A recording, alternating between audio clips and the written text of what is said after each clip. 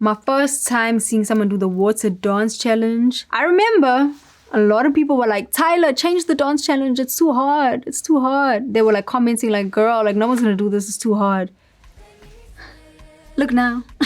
Hello, Teen Vogue. This is Tyla, and these are some of my firsts. My first car was an old school Mercedes drop top. I got my first car when I got my first chick. I mean, even still now, but before I got my car, I was just like passenger princess, passenger princess. I'm still kind of passenger princess, but I'm like now a princess in an old Mercedes. First time I met Thato, we were in high school. Both of our first times in grade 8. We ended up being in the same class. They were just asking us to introduce ourselves and whatnot. And I remember something happened that was funny, right? But nobody else was laughing. I was trying not to laugh. And then I turn around and I see her she was trying not to laugh too. So we were like the only people that found that one thing funny. And then we bonded over that moment. And ever since that day, we were like, my mother. Everyone says their mother, but my mother. My mother and my cousins. Because my mother was always dressing up. She always looked good, like no matter what. And my cousins also were fashionistas. They would wear anything they wanted to, regardless of the theme. Like it would be casual, but they will show up like the least casual people I've ever seen. And I always admired how they just were themselves no matter which room they were in. I don't know why this question keeps following me, because I did not study it, guys, but I was this close to, and luckily my parents gave in and let me do music because I didn't have to be in a mining engineer class. I did not make it to the class. We always party with our parents. Like my parents are heavy, like they will come. You know how many times as a teen it was embarrassing? Now I'm like, whatever. But as a teen, like my parents would have to drop us off, and they wouldn't drop us off at the door. They'll come inside the party. They'll look for the parents. They're gonna have a whole conversation with the parents. Then they'll leave. We'll party for a little bit, and they won't even let us know that they're coming to fetch us. We just see them in the party, and they come up to us like, okay, it's time to go. Like, my parents are crazy. The first thing I do, I give them a big hug, and we literally sit on the bed and talk, and we catch up. Like, my siblings always have tea. I always have tea, and we like exchange the tea. That's the first thing we do every time. So who has the best tea? Sydney, she travels a lot like I do, and we both have such interesting lives that we always shock each other with our tea. First time I was recognized on the street was probably around water. I was at David Buster's, and there was like kids there, and they were like, oh, Tyla, water, Tyla, water. I was like, that's me. Like I said, I was always freestyling my room, but the first time I got the opportunity to record on a mic, I met someone that wanted to like let me record in a studio, and I never recorded before. So I remember he was like, just write a song and come record the next day. The way I was stressing, it was called Does He Love Me, Love Me Not? And it was kind of themed out of like, you know when you're picking a flower and it's like, he loves me not, he loves me, he loves me not. So it was a song about that. I was not good at grammar at that time. It was just Does He Love Me, Love Me Not? Easy. I played it for my brother. I always play music for my brother first because he just loves music and he will be mad if I don't play it for him first. So it goes to him first, and then whenever I'm excited about a song, whoever's around, I'm playing it for you. Like, even if you don't want to hear it, I'm going to play it for you. My first year of choir, it was really fun. I was looking forward to it every day after school because my best friend Thato was also in the choir. So it literally felt like just extra time with my friends. And I also just love to sing, so we would always learn new songs, and it was just fun. It didn't really feel like that serious. It felt like a getaway after school. One time I auditioned for the big role and I ended up Munchkin number 2. Yeah, not even number 1, number 2. Like, that was crazy. I had a one line and I delivered that with passion. I saw once like my teachers were on the news and they were talking about me, and I was like, like it was really nice seeing them speak about me, the version of me in school, because I never really knew how I was perceived in school by the teachers or whoever would listen to me sing and speak about becoming a singer, and being able to hear from them what they thought about it at the time was just very comforting. They were very influential in me becoming Tyla. My first concert that I went to was Justin Bieber when he came to South Africa. My sister she's a good luck charm. Like, she won tickets, she wins everything. And she ended up winning tickets, and that was crazy. What's it called? Post concert depression. I had that. Like, I was so mad that it was over. And I was at the back, and I really thought I was gonna be the one less lonely girl. But I was not picked.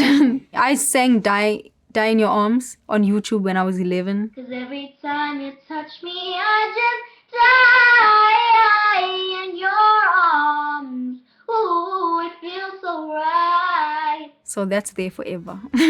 When I get like soppy and like sentimental, I go and watch it and I think, damn, T, like you did not know. I thought those videos, I thought that was gonna blow me up. Like, I remember waking up early, getting dressed, recording on my dad's webcam. It was glitchy and everything. And I thought, I went to go look at the views every single day because I thought that was gonna blow me up. Didn't happen then, but when I look back, I remember that time like, wow, you actually did it. First time I heard Getting Late on the radio, me and my manager and Thato were speeding back to my house because my mother threw a whole event. My whole family was at the house and we were speeding to make it on time. And we sped. We made it in and we ran inside and my whole family was there.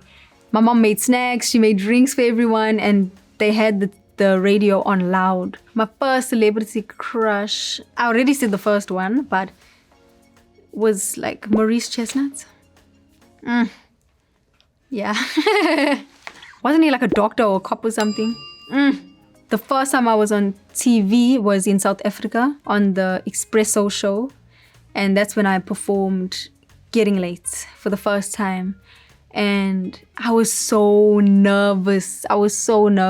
But excited at the same time because I remember watching that show and then being on it it felt like, wow, I'm really a singer. Like, I had a mic pack, like I was on TV. Things were really going for me at that time. My first time seeing someone do the water dance challenge, I remember there was a few people that were doing it, but I remember a lot of people were like, Tyla, change the dance challenge. It's too hard.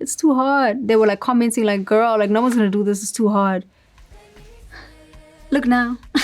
Like the whole world ended up being the water challenge. So it just shows like, just trust your artistic vision, like, and people will catch on. You know, like I remember being on a call with my choreographer and speaking to him like, what are we gonna do for this song? Like, we don't know what we're gonna do. And he was doing a lot of Bacardi dancing and it's a specific dance style to a different type of music. But I asked him, I was like, do you think we could do that dance style on water? And he was like, I don't know, but let me try. And he tried it and he made a video to it and I was like, amazed. I said, this is it. Teach me right now. And ever since that, I was doing it on stages and eventually taking water and pouring it down my back. And that's how it came about. My dad keeps it. He says that, nah, it's his Grammy. And my brother was making a joke saying that he's charging people for a picture with the Grammy. So it's just there at home. My first reaction hearing the album, it just took me back to different moments in my life because I did make the album throughout last year leading up to this year. So I just remember each song representing a different time in my life and like a different thing that I was going through at that time. So when I listened through it, I could just remember what I wore, what I was thinking, what I felt. It just feels like a diary for me. Whatever I gravitated towards, I fed into and I leaned into. And it didn't make sense for a long time. And then naturally towards the end of last year, I feel like as I was rounding out the album, I went back to South Africa. I brought the same people back to South Africa and I was just listening to everything every single day and just recording music and working with the people that felt good and felt like me in this era of my life. It's just an album that I wanted to satisfy that goal of being this pop star that I've always had. I feel like I'm becoming her more and more every day. My first fashion show was Dolce & Gabbana. Crazy. Like they flew me out and everything. I was like, okay. I got motion. And then they set me next to Kim Kardashian. And I'm sure she was like, who's this girl? Next to me. Like I was just there. I'm just like, hi Kim. But I think I spoke about this before. Like, she introduced herself. Like, I didn't know who's Kim Kardashian. Like, girl, you don't need to introduce yourself. It's very short. Like, you would think that it's a bit more of a show, but you go there and it's like you sit down and it's like it feels like 5 minutes and then go home. Like, it's like, damn, like I got ready the whole morning for 5 minutes. But I do enjoy it still because I enjoy seeing how all the different fashion houses design their show and their new collections, and it feels like its own form of art, which is cool. My first Chanel bag, I think it was when I went to Chanel. When I got invited to Chanel, they gifted me a bag. So, thank you, Chanel. I don't know how to explain it, but it was like diamond stitch in front, and it was like denim-y, gold chain.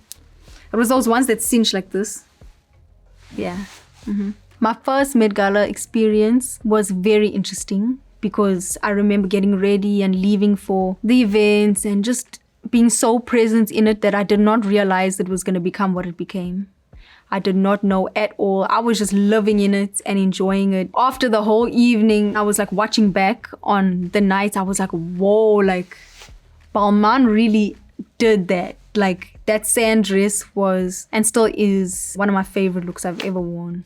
Oh, is that called the water dress? I remember when I was doing a fitting for that event, that was the first thing I tried on and I was like, this is what I'm wearing. Like, I don't need to carry on this fitting. One thing about me, if I do a fitting and I put on something that I like, please, I want to wear that. Because like when I have to try on things the whole night, when I already know something feels right, it's like I always end up going back to that thing. So I literally just loved that outfit and I loved my cornrows. I loved the hairstyle that I had and everything just felt so, I felt snatched, I felt curvy, I felt so good in that dress. So yeah, that was my feeling that night. Thank you Teen Vogue for having me. Go listen to my album A-Pop.